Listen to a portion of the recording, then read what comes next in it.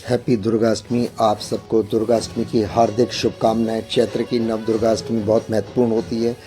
आपको बहुत भक्ति स्टोरी चैनल की ओर से एक बार से फिर बहुत दुर्गाष्टमी की शुभकामनाएं। दोस्तों, आज महागौरी की पूजा होती है। इस दिन सुबह महागौरी की पूजा के बाद घर में 9 कन्याओं और एक बालक को आमंत्रित किया जाता है और फिर उन कन्याओं और बालक की पूजा करने के बाद हलवा पूरी चने का भोजन कराया जाता है।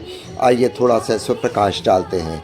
इससे पहले महागौरी का पूजन कैसे करते हैं मैं बताऊं, उसकी कथा आपसे हाथ जोड़ के अनुरोध है। प्लीज़ ब्लॉग को अधिक से अधिक लाइक करें, सब्सक्राइब करें, शेयर करें। नवरात्रि के 8वें दिन देवी शक्ति महागौरी के स्वरूप की आराधना की जाती है। इनकी पूजा से घर में सुख और समृद्धि आती है। अष्टमी के दिन कई लोग व्रत रखते हैं और कई कन्याओं को भोजन कराते हैं। अपने नवरात्रि व्रत का पारण करते हुए नवरात्रि में अष्टमी तिथि को विशेष महत्व माना गया है, क्योंकि इस दिन माँ महागौरी की पूजा से समस्त प्रकार के दुखों का नाश होता है। तो इसलिए दुर्गा अष्टमी ही मनानी चाहिए, आगे आपकी मर्जी है। क्योंकि इस दिन पूजा करने से, कन्याओं को भोजन खिलाने से सभी कार्य आपके पूरे होते हैं। अष्टमी के दिन माँ बेगौरी महागौरी की स्वरूप की पूजा होती है। इस दिन सुबह जल्दी उठकर वही स्नान ध्यान साफ कपड़े पहने, फिर देवी दुर्गा प्रतिमा को अच्छे वस्त्र सज्ज करें, उन्हें फूल अर्पित करें, उनके समक्ष घी का दीपक जलाएं, दुर्गा सप्तशती का पाठ करें, दुर्गा के मंत्रों का उच्चारण करें, पंचामृत, इलायची, पान इलायची आदि का भोग लगाएं, नारियल का भोग लगाएं, हलवा पूरी चने का भोग लगाएं और उनको 9 कन्या और एक बच्चे को बुलाकर, लड़के को बुलाकर उनके पैर धोएं, कलावा बांधे, तिलक करें, उनका आशीर्वाद लें और उनको हो सके तो भोजन कराएं। महागौरी का मंत्र है, या देवी सर्वभूतेषु माँ गौरी रूपेण संस्था नमस्तस्यै नमो नमः। महागौरी के व्रत कथा ये है। दुर्गाष्टमी व्रत कथा के अनुसार देवी सती ने पार्वती के रूप में भगवान शिव को पति के रूप में प्राप्त करने के लिए कठोर तपस्या की थी। एक बार भगवान भोलेनाथ ने पार्वती जी को देखकर कुछ कह दिया, जिससे देवी का मन आहत हो गया, देवी का मन दुखी हुआ और पार्वती जी तपस्या में फिर लीन हो गई। इस प्रकार वर्षों तक माँ पार्वती ने बड़ी तपस्या की। मैया ने तपस्या करने के बाद चाहे पार्वती नहीं आई तो उन्हें खोजते हुए भगवान शिव उनके पास पहुँचे।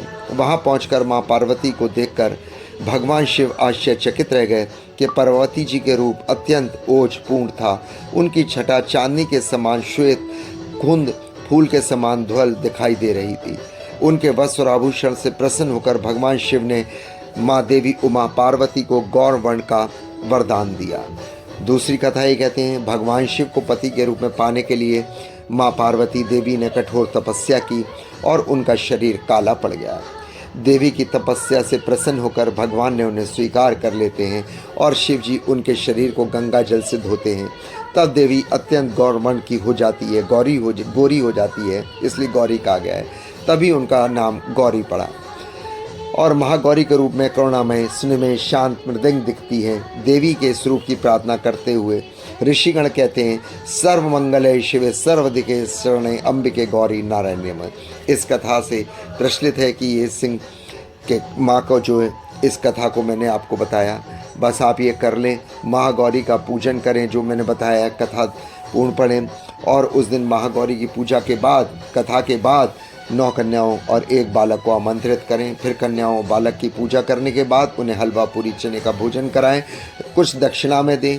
भोजन के बाद उन्हें उपहार देकर पैर छूकर आशीर्वाद लें। वहीं आपकी मनोकामना हो जाएगी, सारे आपके कष्ट दूर हो जाएंगे। यदि और कुछ पूछना है तो आप मेरे से कमेंट्स बॉक्स में पूछ सकते हैं। सबको दुर्गाष्टमी की भक्ति स्टोरी चैनल से हार्दिक शुभकामनाएं, हार्दिक अभिनंदन। माता रानी आपके सारे कष्ट दूर करे, आपकी सभी मनोकामनाएं पूर्ण हो। जिसकी जो कम मनोकामना हो, मेरी केला मैया, मेरी चामुंडा माँ, सबके मेरे प्यारे श्रोतागण, प्यारे सब्सक्राइबर की मनोकामना पूरी करना। कमेंट्स बॉक्स में दोस्तों जय माता की जरूर लिखना, आपकी मनोकामना पूरी होगी। जय माता की, जय केला माँ, जय माँ चामुंडा माँ, जय माता की।